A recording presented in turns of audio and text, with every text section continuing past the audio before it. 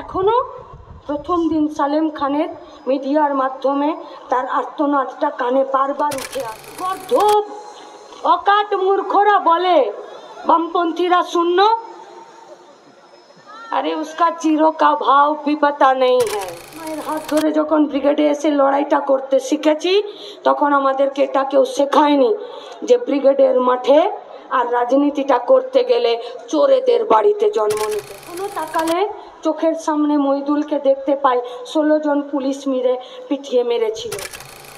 কমলা মণ্ডল বিদ্যুৎ মণ্ডলের শহীদ বেদিতে মালা দিতে গিয়ে पैर लड़खड़ा कर जब गिर जाता है रोते रोते से पायर लड़ाई का संघर्ष का एजेंडा ये नहीं होगा कि अपनी लुंगी पहनें ना अपनी धोती पहनें, अपनी टीका लगान ना अपनी टोपी पहनें, अपनी फ्रिजे किसेर मांस रखें, এটা হবে। अरे जब मांगा है इंसाफ तो अंजाम देख कर छोड़ेंगे, जान भी अगर देना पड़े तो संघर्ष से पीछा नहीं छोड़ेंगे। अरे বামপন্থীরা একটা পড়াই রাজনীতি করতে গুতগুতি করে না। বামপন্থীদের লড়াই একটা গলিতে নয়, বামপন্থীদের লড়াই एक पंचायत का प्रधान, एक ग्राम संसद का मेंबर, एक काउंसिलर, एक चेयरमैन, एक कॉरपोरेशन का मेयर, एक विधानसभा में एमएलए, एक पार्लियामेंट में एमपी, इस बारे में राजनीति करने वाले लोग हम लोग नहीं है।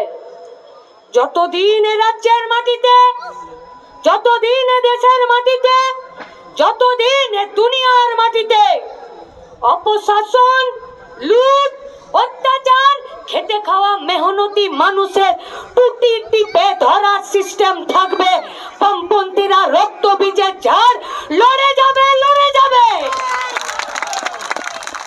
আর 1 টাকা 4 আনার কিছু ফুটো মস্তান পশ্চিমবঙ্গে এদিক ওদিক ঘোরাফেরা করছে আর গলিতে গুতগুতি মারামারি করছে। আর তৃণমূলের চাংড়াগুলো ভাবছে এটাই আমার দুনিয়া। अरे हम लोग जानते हैं कि अपनी गली में तो कुत्ता भी शेर है, बाहर कभी आओ उसके बाद देखा जाएगा। 2910 किलोमीटर হেঁটেছে বামপন্থীরা, বিপ্লবী যুব সংগঠনের ডিওয়াইএফআই এর কর্মীরা। আজ প্রথম হেঁটেছে না, অসংখ্য প্রাক্তনীরা আমাদের মঞ্চ থেকে শুরু করে ওই শেষ অবধি বসে আছেন। पैदल चले हैं हम लोग, कभी कॉलेज निर्माण के लिए तो कभी कारखाना बनाने के लिए, तो कखनो बक्केश्वर हल्दिया पेट्रोकेमिकल्स বানানোর জন্য, तो कखनो ए राज्येर बुके शांति संप्रीति अमन प्यार मोहब्बत और चैन का ये जो वातावरण है इसको बरकरार रखने के लिए। पाए हाঁটা আমাদের কাছে নতুন নয়। সংগঠনের আদর্শের প্রতি অবিচল আস্থা, নেতৃত্বদের শেখানো রাস্তা, সাধারণ মানুষের প্রতি দায়বদ্ধতা, সেই দায়বদ্ধতার জায়গাতে দাঁড়িয়ে এই লড়াইটা চলছে বিরামহীন। ইনসাফের লড়াই ক্ষণিকের লড়াই নয়, ইনসাফের লড়াই অবিরাম, ধারাবাহিক, দীর্ঘ। তাই আমরা বলেছিলাম বড় মাঠে লড়াই হবে, যে মাঠে লড়াইয়ের শর্ত ধর্ম হবে না, যে মাঠে লড়াইয়ের শর্ত ভাষা হবে না, যে মাঠে লড়াইয়ের শর্त वर्ण হবে না। जिस मैदान पर संघर्ष का एजेंडा इस देश का नाम इंडिया होगा या भारत होगा वो नहीं होगा। जिस मैदान में लड़ाई का संघर्ष का एजेंडा ये नहीं होगा कि अपनी लुंगी पहनें ना अपनी धोती पहनें, अपनी टीका लगान ना अपनी टोपी पहनें, अपनी फ्रिजे किसेर मांस रखें, এটা হবে না। তাই লড়াইয়ের শর্ত হবে কাজ, লড়াইয়ের শর্ত হবে রুটি, লড়াইয়ের শর্ত হবে রুচি, লড়াইয়ের শর্ত হবে স্বচ্ছতা। আর সেই শর্তটাই গোটা মাঠের দখল নেবে, মূল এজেন্ডার কারিগররা। তাই নকল যুদ্ধ ছাড়ো, আসল কথা বলো। अरे धर्म किसके पास सीखने जाएंगे? बिल्ली के पास तो धर्म है चूहे का कत्ल करना। धर्म सभी से सीखा नहीं जाता। धर्म হলো মানুষের ধর্ম, যে বাঁচতে জানে, যে হাত ধরে ভালোবেসে বুকে টেনে লড়াই করে মাথা উঁচু করে বাঁচাতে অন্যদেরকে লড়াইয়ের মাটিতে আনতে পারে। কোন গর্ধ অকাট মূর্খরা বলে বামপন্থীরা শূন্য?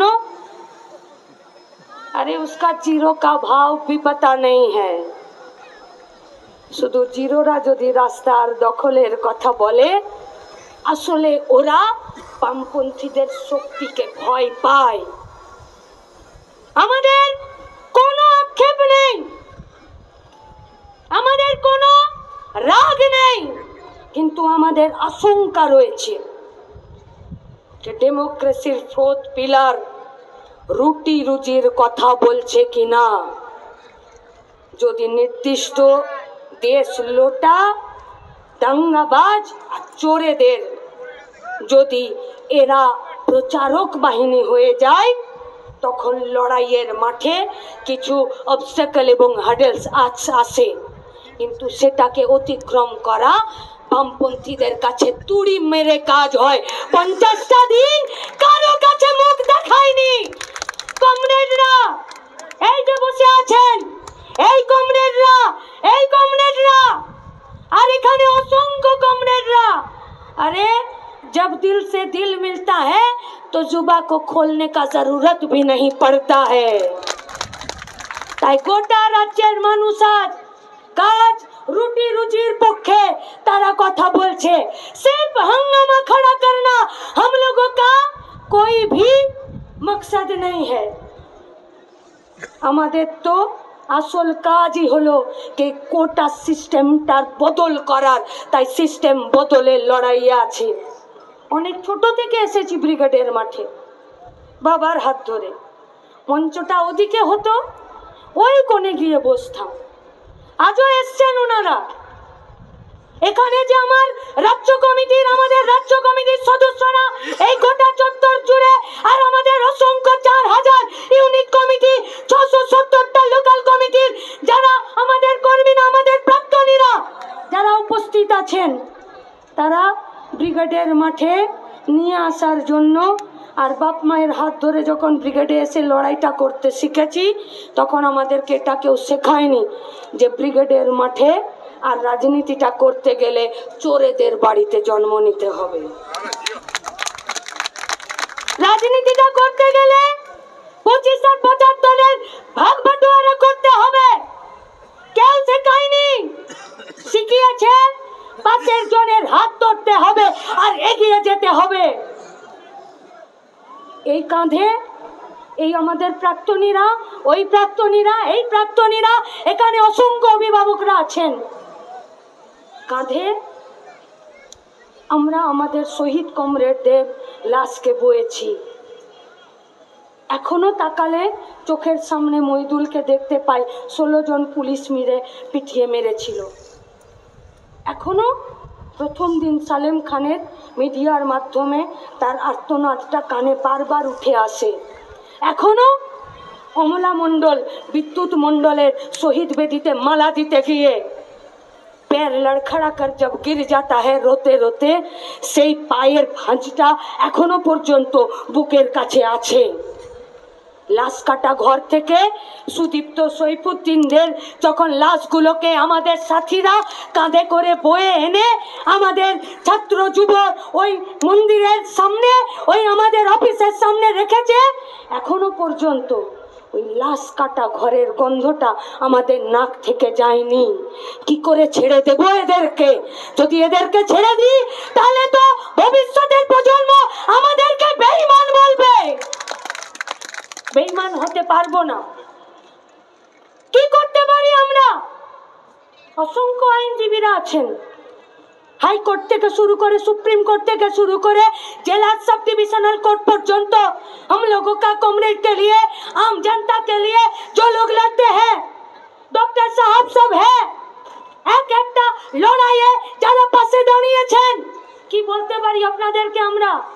আপনাদেরকে শুধু আমরা বলতে পারি লাল সেলাম, আর আপনাদেরকে আমরা কথা দিতে পারি যে সাহসে, যে আশায়, যে প্রত্যাশায় এবং যে লড়াইয়ের মেজাজে মাটিতে টিকে থাকার জন্য আপনারাই লড়াইকে সাহায্য, সমর্থন আর এগিয়ে নিয়ে যাবার রাস্তা দেখেছেন, আমরা আপনাদেরকে কথা দিতে পারি এই লড়াইয়ের মাটি থেকে 1 ইঞ্চি জায়গা আমরা ছেড়ে দেব না।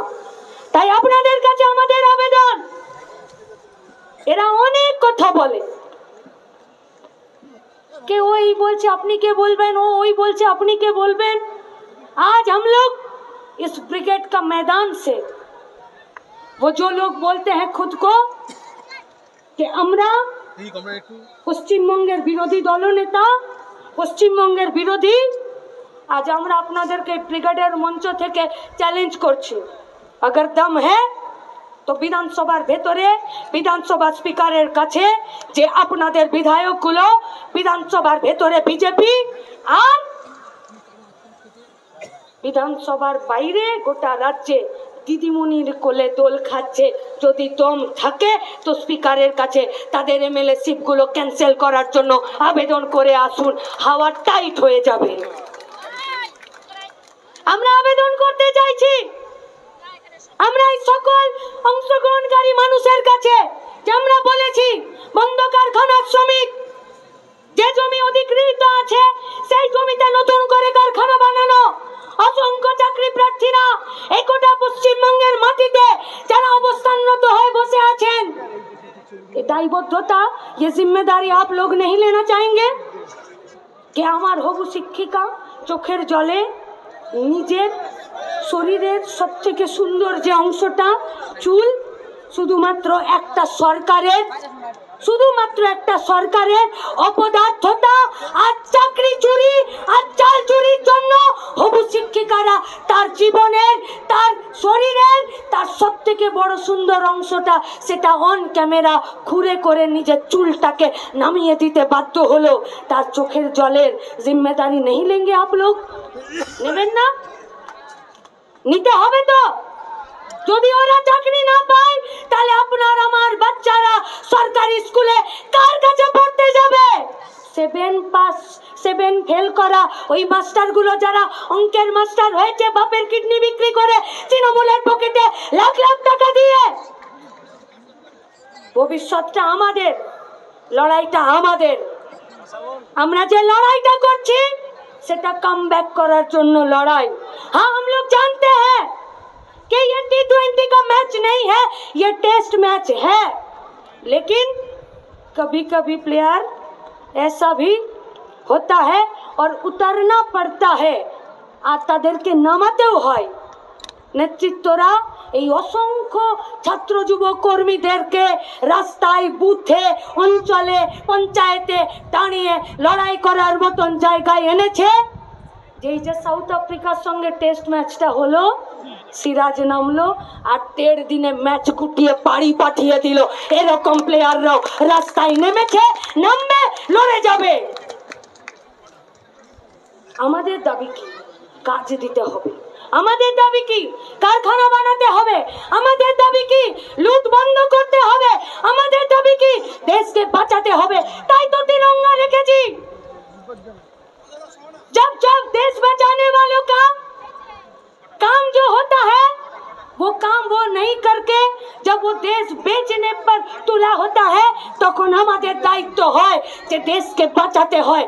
তাই দেশের সংস্কৃতি, দেশের কৃষ্টি, দেশের অখণ্ডতা এবং দেশের সার্বভৌমিকতাকে বাঁচানোর জন্য এই লড়াইটা করতে হবে। কে বিজেপি এই পশ্চিমবঙ্গের মাটিতে নতুন বোতলে পুরনো মদের মতন সব তৃণমূলের নেতাগুলো ভাগাড়ে বিজেপির দিকে গেছে, সব ভাগাড়ের গুলো গেছে। কি